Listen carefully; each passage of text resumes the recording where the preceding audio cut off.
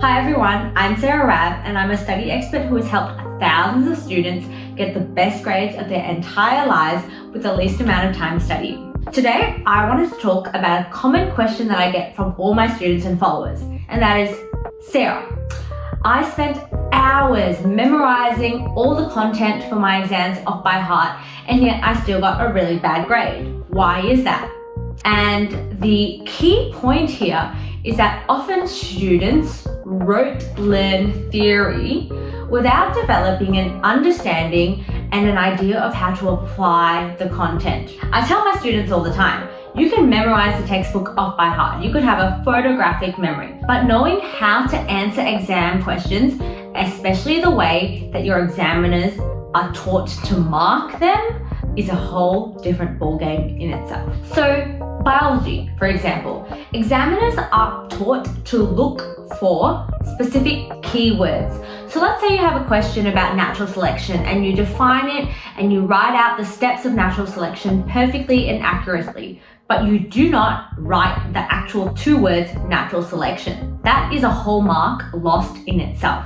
Similarly, in maths, they have specific notations and lines of working out that you need to abide by to get certain marks. So even if you did a step in your head and you got to the final answer, if you didn't write a certain step of working out that they were looking for, that's another mark gone. And aside from all of that, looking at the bigger picture, in your exam, if they give you a real life example that they want you to apply the knowledge to, but you just regurgitate what your textbook says or definitions, you will get no marks at all. So, how do we fix this? Application questions.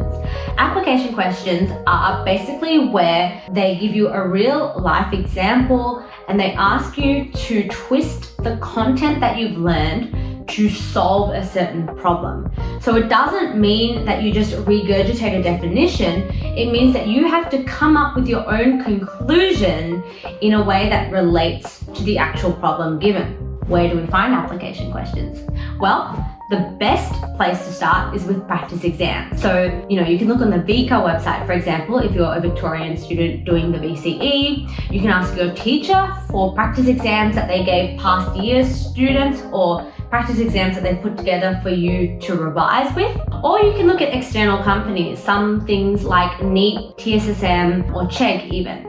A step down from practice exams would be extended response questions in your textbook. So math textbooks are often really good at this.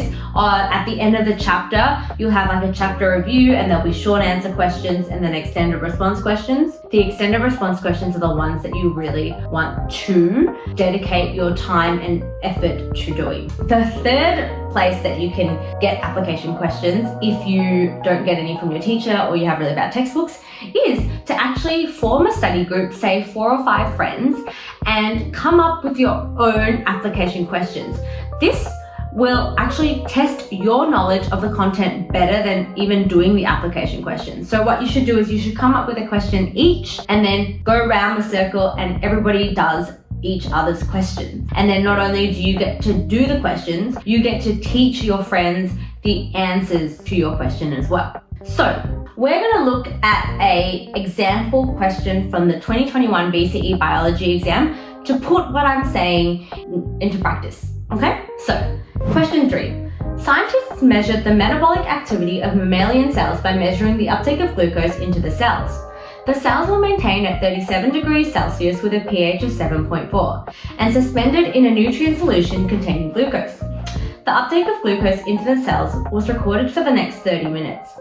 Explain why the uptake of glucose into the cells could be used to measure the metabolic activity of the cells. And so looking at this, we know sort of that it's talking about metabolism and therefore it's likely talking about cellular respiration. But if you have memorized if you've memorized the formula for cellular respiration, you've memorized the whole process, all the steps and where the steps occur, you still wouldn't be able to answer this question because it's not asking for any of that, right? It's not saying like, where does the electron transport chain occur? Or it doesn't say like, write out the balanced chemical equation for cellular respiration.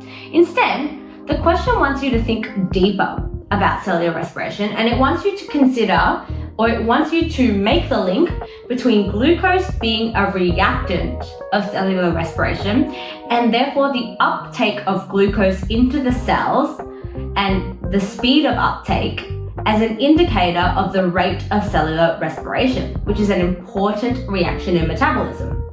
So that's application right there. But furthermore, this question is worth 2 marks. And I feel like that one sentence saying, glucose is a reactant of cellular respiration and therefore uptake is an indication of the rate of cellular respiration is probably not worth 2 marks. In terms of when I first did this question, I probably would have struggled as well because I was like, where is that second mark coming from? I would have given it a go because it's always important to give it a go before you check the answers. But looking at the examiner's report, it states that a suitable answer was that glucose is used in aerobic respiration and ATP is produced from glucose for metabolism. And so that is likely the extra mark or the extra keywords that they are asking for, ATP. And so now I know that for these exams, biology exams, when we talk about cellular respiration or metabolism, we're not only talking about glucose, but we have to talk about the production of ATP, which is then used in cell metabolism. And that is where I will get full marks on questions like this from now on. So, as I've demonstrated, application questions, we love them. Another thing that I would recommend you do as you get closer to your exam is timed practice. What that means is when you get your practice exams, you sit down and you do them under full exam conditions, including the time with which you would be allocated in your actual exam. The importance of this and the skill that it helps you develop is understanding how much time you have to read through the questions, think about them, and answer them. Because for some exams, like maths specifically, timing can be a real issue for people, and the more you practice, the faster you'll get at doing questions. The other important thing about timed practice is that it teaches you or it shows you how long you need to stay focused for in an exam.